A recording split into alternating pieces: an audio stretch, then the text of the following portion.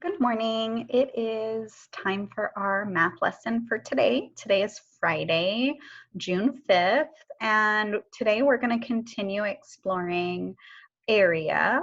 We're going to do that using a Nearpod lesson. I'm going to show you how to access that in Schoology, and I'm also going to go through the lesson with you. So to access the assignment, you're going to get into Schoology at lms.lausd.net. You're going to log in using your LAUSD email and password, and then you're going to click up at the top where it says courses, and you're going to choose your 4th grade course. Once you get there, you're going to see all of the materials folders. You can either choose to access it by opening the math folder and looking for the assignment, or you can look over here at the right at the date. Today is June 5th, and it's not here. So let's find out what happened.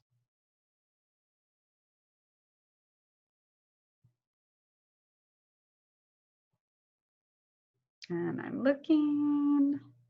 So I opened the math folder, and here it says math formulas for measuring area. So I'm going to click it from here. It will probably be on the right for you. All right, once you get into the assignment, formulas for measuring area, you're going to open the Nearpod lesson, June 5th.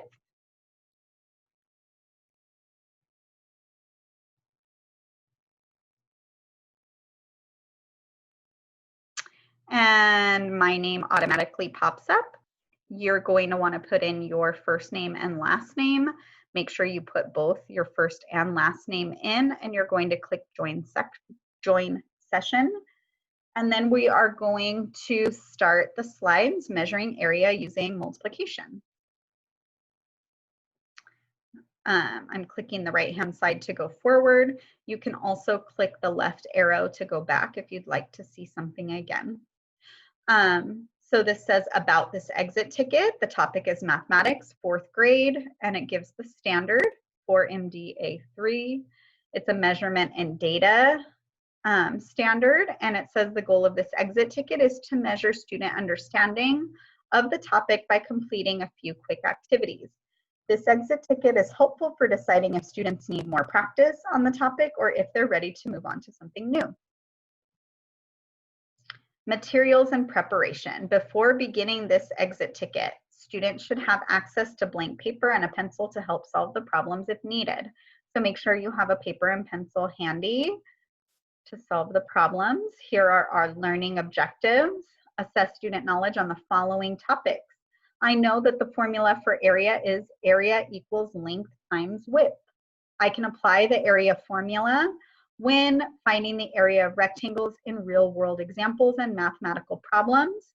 I can find the length of an unknown side when given the area and known side of a figure. Let's get started. Directions. This exit ticket will help measure what you've learned in class. You will complete different activities to show your knowledge. For each activity, there will only be one correct answer. If you get stuck, select the answer that you think is best. After the activities, you will share your feelings about this assessment. Let's review key information. To measure area, use the formula area equals length times width. The area of this rectangle is 12 square inches because the length is 4, the width is 3, and 4 times 3 equals 12. So it's 12 square inches. Area is measured using square units. Some examples of square units are square centimeters, square inches, or square feet. So when we measure perimeter, we don't say square because it's just the distance around.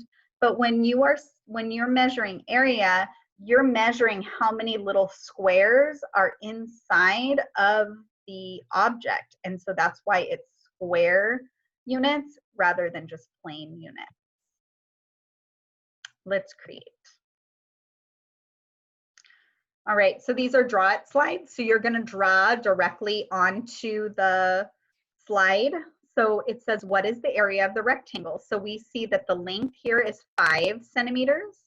The width is 3 centimeters. So we're going to do the formula for area, and we're going to say 5 times 3 is, and you're going to put your answer here in square centimeters. And once you put your answer, you're going to put submit. Make sure you submit it before you go to the next slide. What is the area of the rectangle? Again, you're going to multiply the length and the width, and you're going to write your answer on the line, and then you're going to click submit. Again, what is the area of this rectangle? So you're going to use the width, you're going to use the length, and you are going to write your answer on the line. How many square miles is the rectangle? Then you're going to put submit. Using the drawing tool, drawing and text tools, draw a rectangle with an area of 15 square units. So you're going to draw a rectangle here, and then you need to label the sides. What would be the width and what would be the length so that the area is 15. You're going to write your numbers here on the sides so that we can see them, and then you're going to put submit. Using the drawing and text tools, draw a square with an area of 36 square units. So for a square, each side has to be the same. So whatever this side is, this side also has to be the same, and they have to multiply together to make an area of 36 square units. So what would be the lengths of these sides? You're going to write them onto your slide, and then you're going to click submit. Find the unknown length.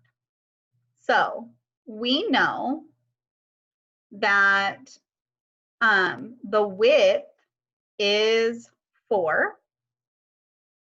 We don't know the length, but we know that the area is 24 square inches. It says perimeter here, but it's supposed to say area. So you have to think 4 times what number equals 28. You're going to write that number into the slide here, and you're going to click submit. Let's write. It's an open-ended question. You're going to type your response in the box.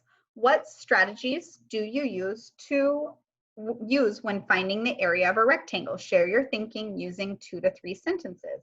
So here you're going to type 2 to 3 sentences telling how you find area. Okay, you're going to click submit. I'm not writing the sentences. I want to see what you guys think. And after you submit, you'll go to the next slide. Let's take a quiz. And it's going to give us our questions, and you are going to choose the answer that you think is correct. And then you're going to click next. You're going to answer this question and the last question here. And then you're going to submit. I'm submitting mine without any answers, so it's going to give me a big fat 0, but you're not going to do that. And let's see how we feel. So you're going to take a poll.